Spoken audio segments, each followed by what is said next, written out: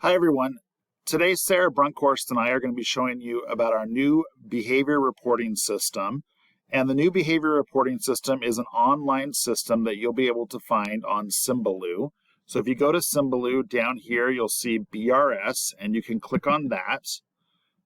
Currently they still have the behavior paper form and you'll be able to still have access to that, but also they have the online BRS form and we're going to show you how to be utilizing that today. So if you click on that link, it will take you, take just a second.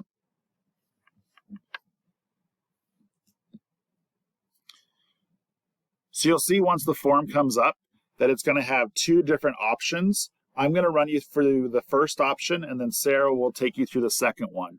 So you're going to click accident injury. Notice you do not need to sign in, so anyone can be submitting these reports. You do not need a login. You're going to click on this, accident injury, and then you're going to fill out this information. We're not going to fill out the information with you. I'm just going to show you a couple points on here. On here where it's going to say school site, you'll notice that all of the school sites are listed here. And for example, if I click on Creekview Ranch, it's going to automatically populate the teachers that are available at Creekview Ranch. And so you can click on Jennifer Ordonio. On here, you're going to click the date that the incident happened and the time.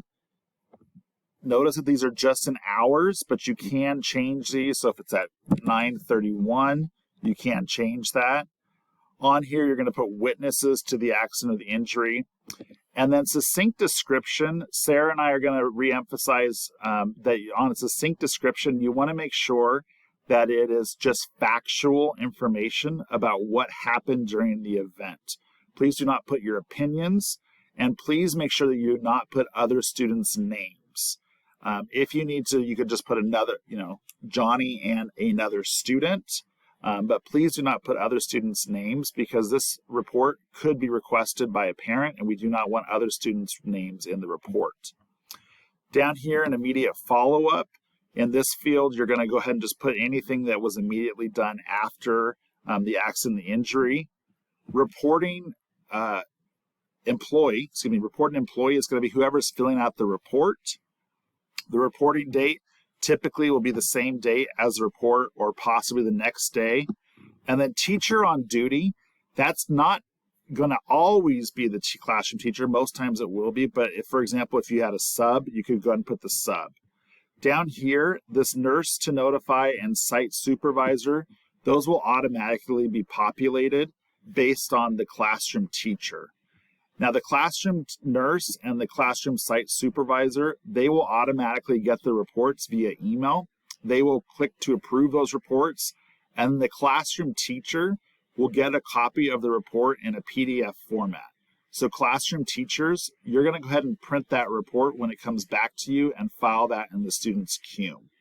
So that's in essence just the accident injury report. And Sarah's going to talk to you a little bit about the behavior reporting system. Okay, everybody, before we get started on the online BRS form in its real entirety, I want to show you guys the BRS reporting guidelines. This document should help you if you have questions about what you're reporting, why you're reporting it, and what the process is. So right here is our types of behavior reports. We have a new behavior, and it's defined as a maladaptive behavior occurs that is not in a behavior intervention plan, or a maladaptive behavior involves or is witnessed by a general education peer, which we also have down here.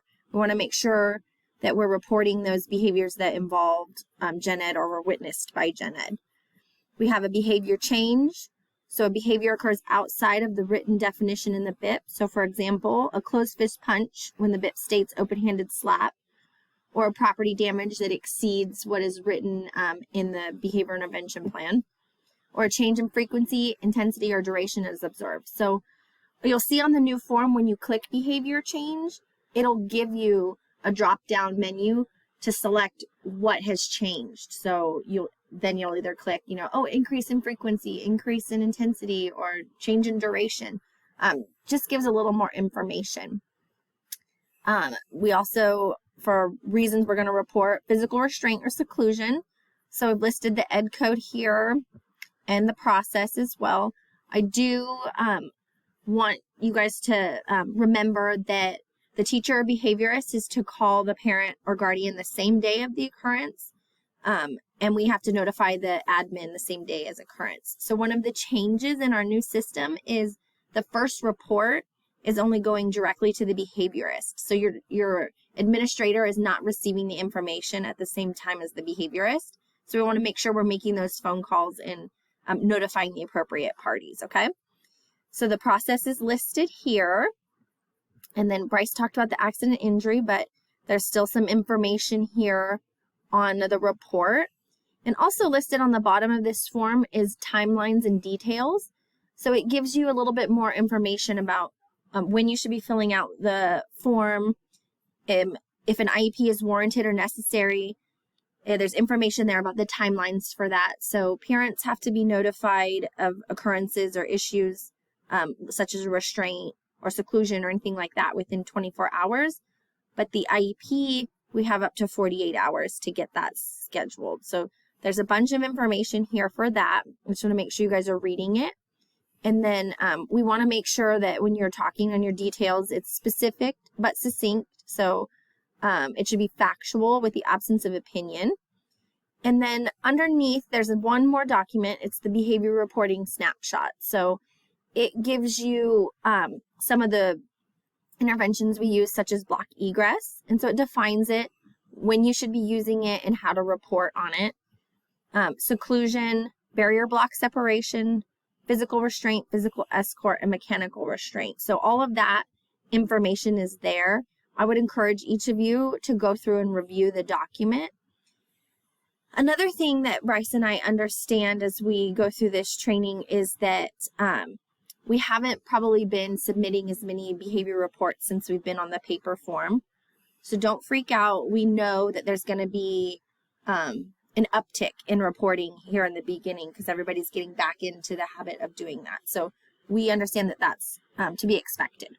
So I'm going to take you guys back to the online BRS form now. And so this is the same first page that Bryce showed you guys. So this time, instead of accident injury, you'll just select behavior report. And once again, nobody needs a login. The form is on Symbaloo, so you just click it. Anybody can fill it out. So you're going to see that everything has a red asterisk, so you can't really mess it up. You have to fill out every area of the report. So I'm going to go over here where I was talking about earlier for the behavior change. So when I clicked behavior change, it brought up a new area in the report. So these are the options you can choose because we want to know why you're reporting on a behavior change, okay? Or if you click on physical restraint, you'll see that it populates. Did we do team control? Was it a standing restraint? Was it a walking escort, seated or other?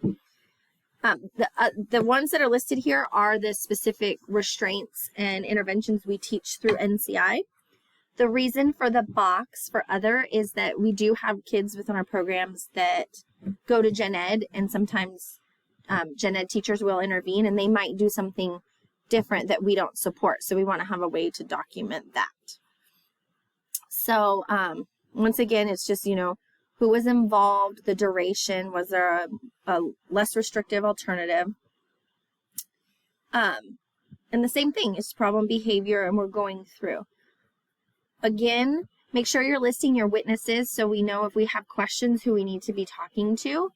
And then this on the succinct description, the box gives you enough to tell us what has happened in the event, but you want to make sure that you are being factual in the absence of emotion and just stating the facts of what occurred.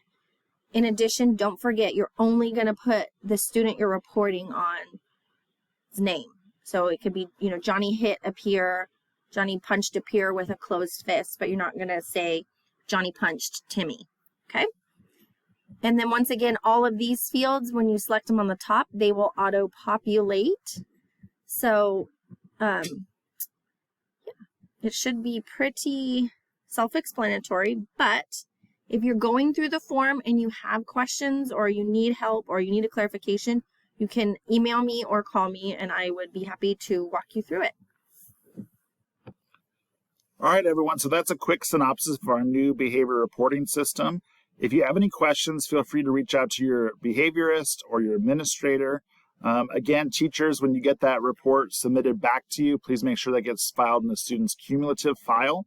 And the link for the behavior reporting system, the online BRS, is right here on Symbaloo, and we should be live and ready to go. So thank you very much for all your support, and we look forward to getting these reports off and running. Thanks. Have a good day.